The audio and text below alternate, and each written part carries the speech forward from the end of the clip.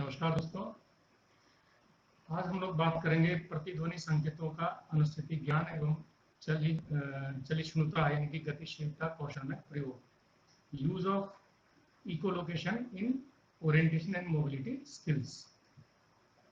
आपको मालूम है, कुछ दृष्टिबाधित बालक या व्यक्ति कुछ आवाज करके चलते हैं जब वो किसी कमरे के पास, दीवार के पास होते हैं, जैसे हेलो हेलो, बच के इस प्रकार के आवाज करके वो लोग चलते हैं। क्यों चलते हैं? इसका एक विशेष कारण है। कभी वो क्लैपिंग करते हैं, कभी चुटकी बजाते हैं। तो मुंह से क्लिक क्लिक की आवाज करना, अंगूठे उंगलियों की मदद से चुटकी बजा के चलना, ये ताली बजाकर या पैरों के कदम ताल से, पहने हुए जूते चप्पलों या गीत गुनगुनाते हुए मोटी आवाज में या छड़ी द्वारा उत्पन्न आवाजों से वो क्या करते हैं, वो सोनार उत्सर्जन कर और इससे प्राप्त होने वाली जो प्रतिध्वनित गूंज है उसको वो सुनने की कोशिश करते हैं। ऐसा किस लिए करते हैं? ताकि जो सामने जो बाधा हो उसके बारे में उनको पता चल जाए। और ये काम वो शुरू से करते रहे हैं। 1749 में फ्रांस डेट्रॉइट में इस प्रकार के बाधाओं से बचने के लिए एक दृष्टिबाधित व्यक्ति का इसमें प्रारंभिक विवरण दिया गया था। लेकिन शुरुआत में इसको बाधा के समझ यानी कि ऑब्स्टिकल सेंस के जो तंत्र थे, जो अंतर्निहित तंत्र थे, वो अस्पष्ट थे। लोग ये सोचते थे कि ये कुछ गिफ्टेड लोग हैं दृष्टिबाधित और ये इस प्रकार से अपने आप को बाधाओं से बचाते हैं। लेकिन असल में बाद में अनुसंधान के द्वारा ये पता चला 1940 और 50 के दशक में कि जो इकोलोकेशन है, जो प्रतिध्वनि गूंज है, वास्तव में हमारे जो ऑडिबल सेंस है, श्रवण इंद्री की अनेक विशेषताओं में से एक था और इसे वास्तव में कोई भी सीख सकता था। प्रतिध्वनि जो गूंज है यानी कि इकोलोकेशन व्यापक रूप से चलने फिरने में एक प्रकार से फंक्शनल एडवांटेज देता है और 20 से 30% के बीच पूरी तरह से जो दृष्टिबाधित लोग होते हैं, जो टोटल ब्लाइंडनेस के केस होते हैं, जो कॉन्जेनिटल ब्लाइंड के केसेस होते हैं, वो इनका उपयोग अक्सर चलने फिरने के लिए करते हैं, खासकर इंडोर मोबिलिटी में और कभी कभी आउटडोर सेटअप में भी। हम लोग देख सकते हैं कि इकोलोकेशन नेत्रहीन जो लोग होते हैं इनके वास्तविक जीवन में स्वतंत्र मोबिलिटी के रूप में बहुत एक लाभ प्रदान करता है। उनको चोटों से बचाता है, उनको सामने आने वाले बाधाओं के बारे में संकेत देता है। और यही नहीं, जो नव दृष्टिबाधित जो लोग होते हैं, रिसेंटली ब्लाइंडेड लोग होते हैं, अगर वो इस स्किल को सीख जाते हैं तो उनका एडजस्टमेंट इस ब्लाइंडनेस वाली लाइफ में आराम से हो सकता है।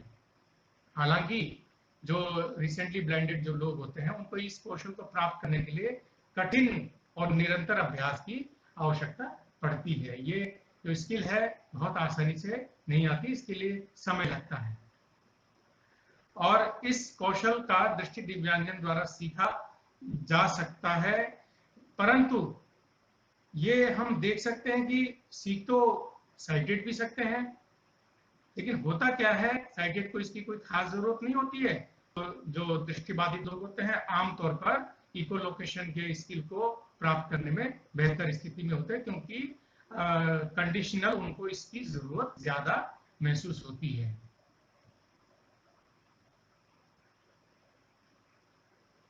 इस प्रकार से हम लोग देखते हैं कि किस प्रकार से इकोलोकेशन होता है। कोई भी साउंड प्रोड्यूस होता है वो सामने किसी दीवार से, किसी ठोस पदार्थ से, ठोस वस्तु से, दीवार हो या कोई ट्रक के पीछे वाला हिस्सा हो या कोई वृक्ष हो या बिजली के पोल हो, वहां से टकरा करके साउंड वापस एक दृष्टिबाधित व्यक्ति की तरफ या किसी एक व्यक्ति की तरफ वापस आते हैं और इसको हमारे दिमाग में जो कॉर्टिकल क्षेत्र है उसमें प्रसंस्करण करने के लिए ये भाग समर्पित होता है। तो ये इस चीज को परसीव करता है और ये संभव है कि दृष्टि दिव्यांगजन का जो मस्तिष्क है, जो प्रतिध्वनि गूंज यानी कि इकोलोकेशन स्किल को प्राप्त करने के लिए प्रीमेडियल इकोलोकेशन के क्षेत्र का लाभ उठाता है। यानी प्रीमेडियल मतलब दिमाग में ये जो स्किल प्राप्त करने की क्षमता होती है, ये इनेट होती है, ये पहले से ही मौजूद होती है, तो इसका लाभ दृष्टिबाधित व्यक्ति उठाने की चेष्टा करता है।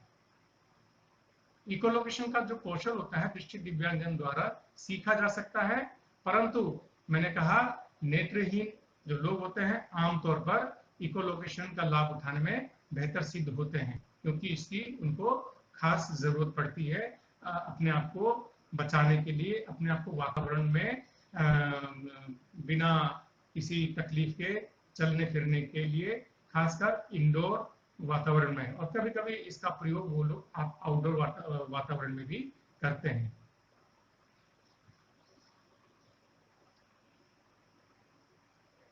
नाउ किस किस चीज में लाभ हो सकता है? जो स्थानिक संवेदन क्षमता है, इसमें इकोलोकेशन के द्वारा सुधार कर सकता है। इकोलोकेशन के माध्यम से किसी स्थान की दूरी, किसी स्थान को पहचानना, किसी की गति को पहचानना, आकार को पहचानना, सतहों को पहचानना, इनको निर्धारित करना, जो सतहों की जो सामग्री होती है उनको निर्धारण करने में भी क्षमता में सुधार आ सकता है। नेत्रहीन जो लोग होते हैं दृष्टिबाधित, उदाहरण के लिए इकोलोकेशन का उपयोग कर सकते हैं कि जो दूर की वस्तु है, क्या वो मेटल की बनी है, धातु की बनी है, या लकड़ी की बनी है, या ठोस ईंटों की दीवार है, कमरा भरा है या कमरा खाली है, कमरे का आकार छोटा है या कमरे का आकार बड़ा है, और कमरा किस मटेरियल से बना हुआ है, इत्यादि इत्यादि। इन सब चीज की जानकारी वह प्राप्त कर सकता है।